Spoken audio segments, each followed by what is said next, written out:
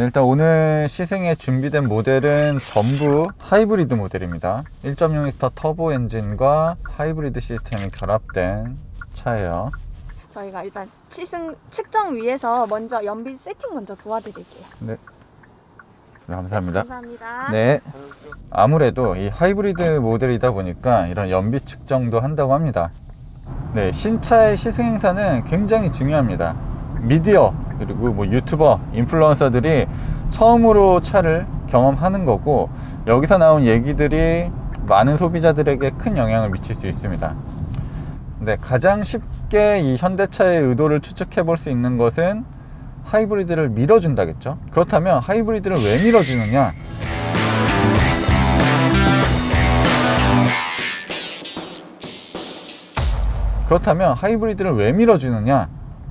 일단 가격이 비싸요. 비싼 모델이 잘 팔리면 좋겠죠. 실질적으로는 하이브리드 특성상 그렇게 마진이 월등히 높진 않지만 어쨌든 비싼 모델이 많이 팔리면 좋은 거겠죠.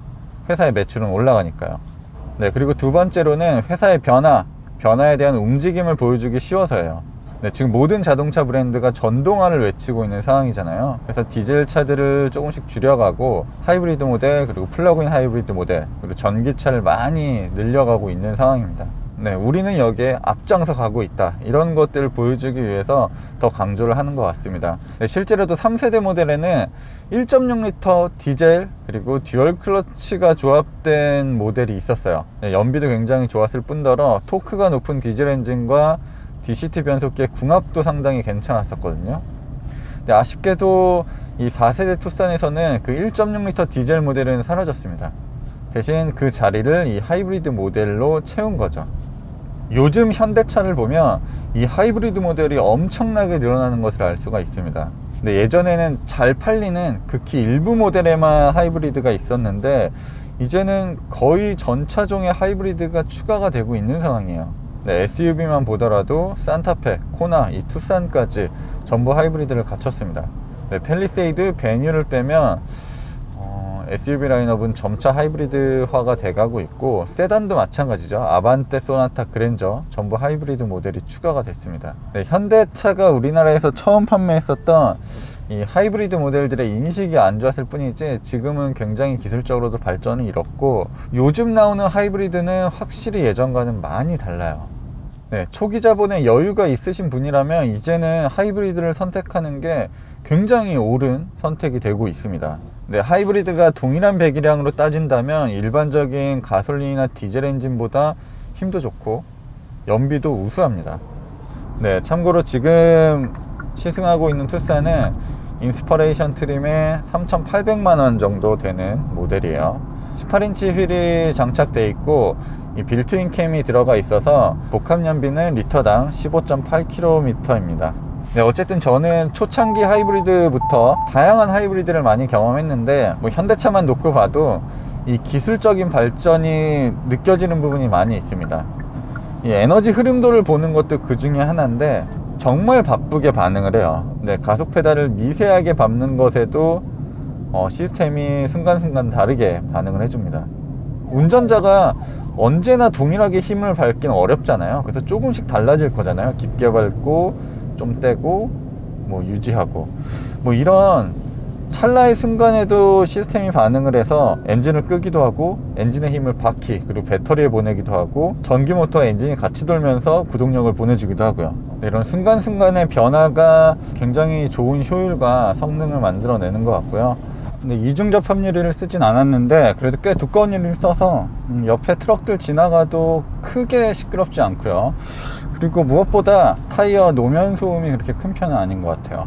네, 요즘 도어 패널 같은 경우도 현대차가 안쪽에다가 무언가를 꽉꽉 채워놓고 있어요. 네, 소음을 줄이기 위해서 이제 그런 부분에 대한 투자도 어느 정도 하고 있고요.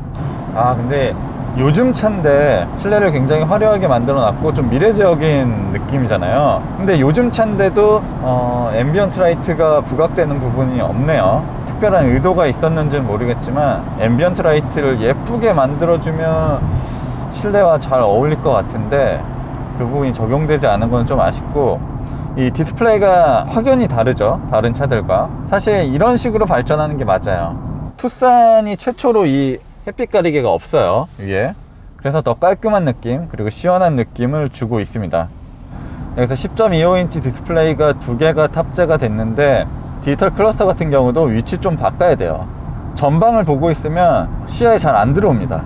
이 카니발 때도 그랬는데 디스플레이 위치나 화면의 각도를 조금 다르게 할 필요가 있을 것 같아요.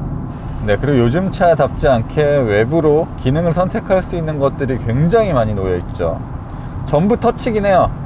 이 버튼이 아니라 전부 터치인데 터치가 되다 보니까 이 매끈한 표면을 누르게 되잖아요. 그래서 내가 딱 어떤 한 버튼을 특정해서 누르기가 쉽진 않습니다. 센터 콘솔 아래쪽에 있는 물리 버튼은 누르기 편해요. 근데 이 터치 패널은 한 부분을 특정하기가 쉽지가 않습니다. 그러니까 예를 들어서 버튼과 버튼이 가운데 부분을 누르는 일도 많을 거예요. 뭐 차가 쏠리거나 운전에 집중을 하고 있으면 쉽게 찾아서 누르기는 어려울 것 같습니다. 지금 막히는 자동차 전용 도로와 고속도로를 약 30km 정도 달렸는데 연비는 뭐 22.3km/L가 나왔습니다. 뭐 저는 딱 니로 수준일 거라고 예상은 하고 있었어요. 그러니까 아무래도 저희가 모터래퍼 회사차로 니로를 굉장히 많이 타잖아요. 니로는 뭐 어떤 곳을 가든 누가 운전하든 리터당 20km 이상 나오거든요. 진짜 운전 못하는 애들이 리터당 19km 정도 나오고 딱 그 정도 수준일 거라고 생각을 했는데 생각보다 연비가 잘 나오고 있습니다. 하지만 투싼이 훨씬 더 나은 점이 뭐냐면 니로보다는 힘이 더 세다는 거예요. 230마력, 네, 230마력의 최고 출력을 가지고 있기 때문에 고속도로에서 추월을 하는 상황이나 순간적인 가속이 필요할 때 얼마나 잘 대응을 할 수 있을지도 이제 살펴보죠. 연비운전은 그만하도록 하겠습니다. 디자인 잠깐 살펴보고 이제 파워풀한 주행을 한번 해보도록 하겠습니다.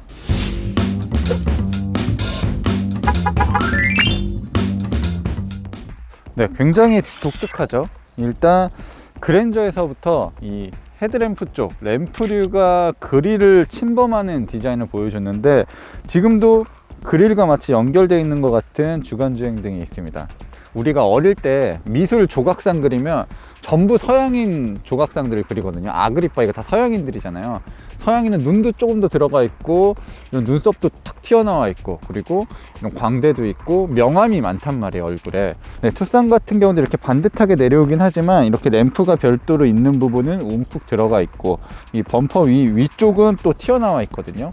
이런 부분들이 명암을 만들면서 조금 더 입체적인 느낌을 줍니다. 그래서 실제로 보면 상당히 생소하지만 뭐 멋있다는 느낌을 많이 받을 수가 있고요. 크롬이 아니라 약간 검게 마감을 한 부분도 상당히 인상적입니다. 네, 옆면은 화려한 선이 시선을 사로잡습니다.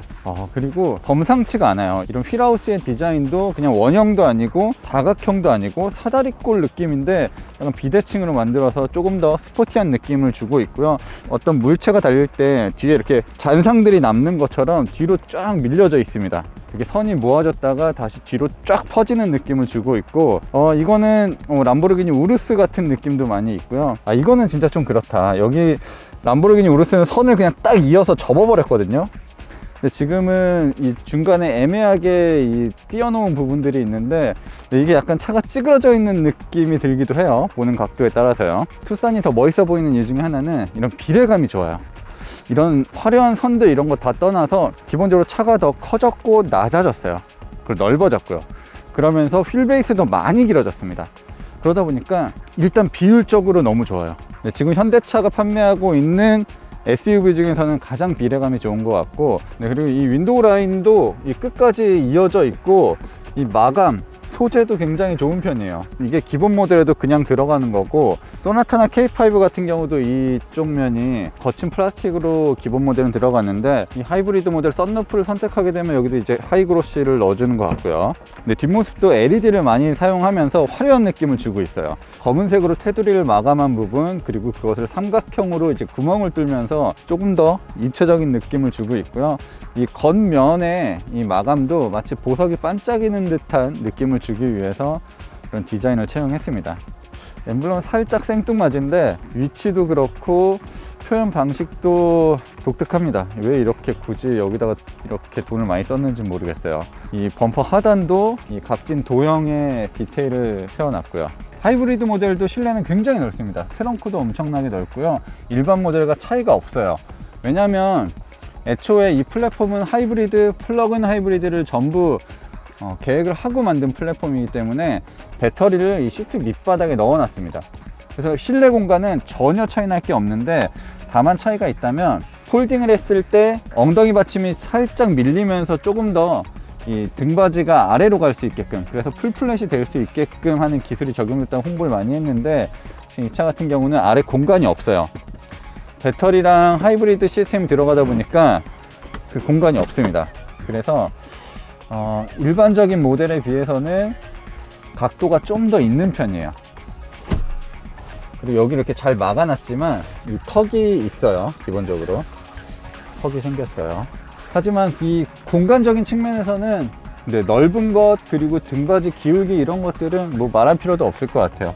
그리고 이런 시트 레일의 플라스틱 마감까지도 꼼꼼하게 잘 처리를 했고, 여러모로 이번 투싼은 신경을 좀 많이 썼네요.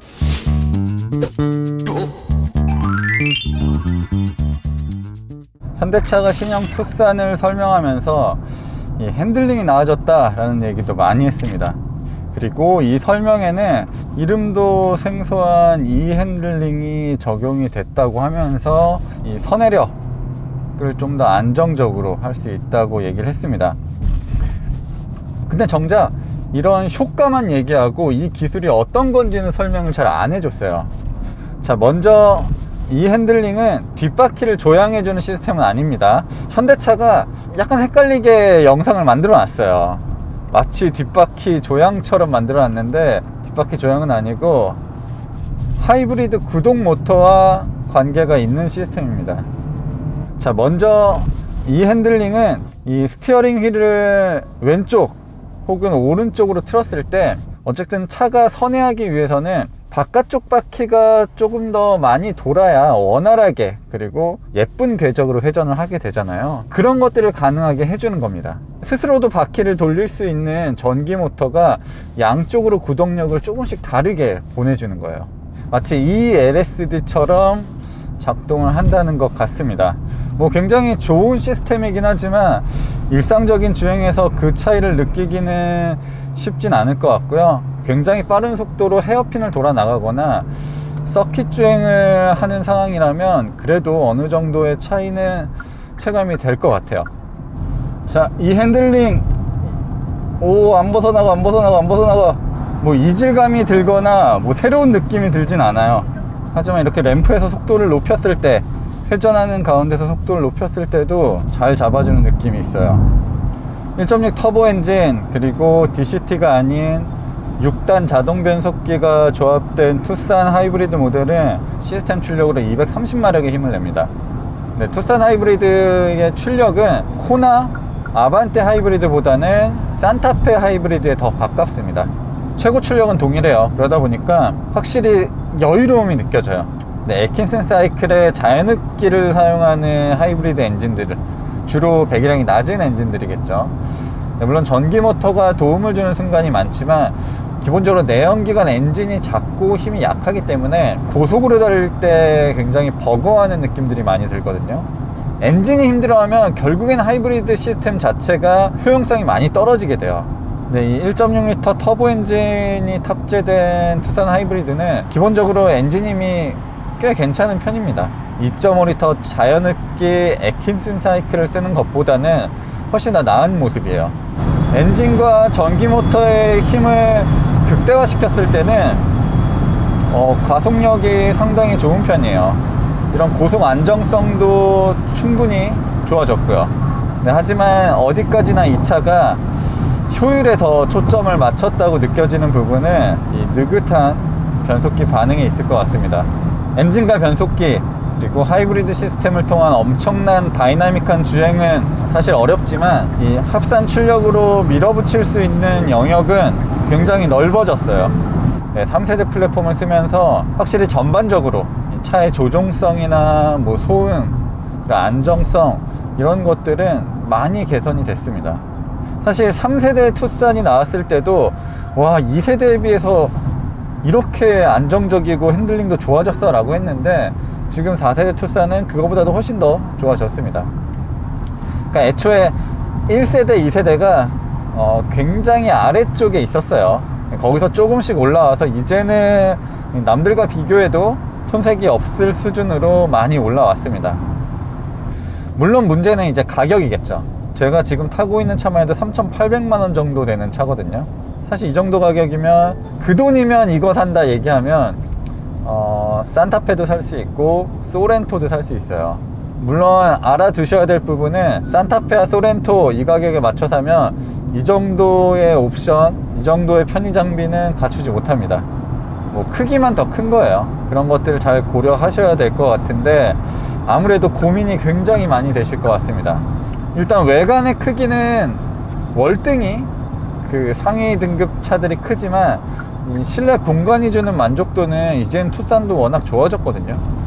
사실 그 B세그먼트 SUV들은 치고 올라오고 산타페 팰리세이드는 더 커지고 뭐 이런 상황에서 저는 이 가운데 낀 투싼의 인기는 앞으로 가면 갈수록 낮아지고 심지어 나중에는 없어질 수도 있다라는 생각을 하고 있었는데 신형 투싼이 존재감이 워낙 높고 공간 그리고 파워트레인 뭐 여러 가지 부분에서 발전한 부분이 있기 때문에 괴상한 메기처럼 생긴 산타페보다는 이 투싼에 더 마음이 끌립니다. 근데 제가 결혼을 안 해서 그런 게 아니라 투싼이 더 매력적인 부분들이 많이 느껴져요. 그리고 이제는 뭐 실내 공간 차이도 그렇게 크지 않기 때문에 상당히 괜찮은 선택이라고 느껴집니다. 어떻게 보면 최근에 신형 산타페 판매량이 예전에 비하면 한 반토막 정도 났거든요. 소렌토에 비교해서도 한 절반 정도 수준에 그쳐 있고요. 지금 투싼은 사전 계약도 굉장히 많이 됐고 인기를 더 끌 수 있는 그런 매력 포인트들도 많이 있어서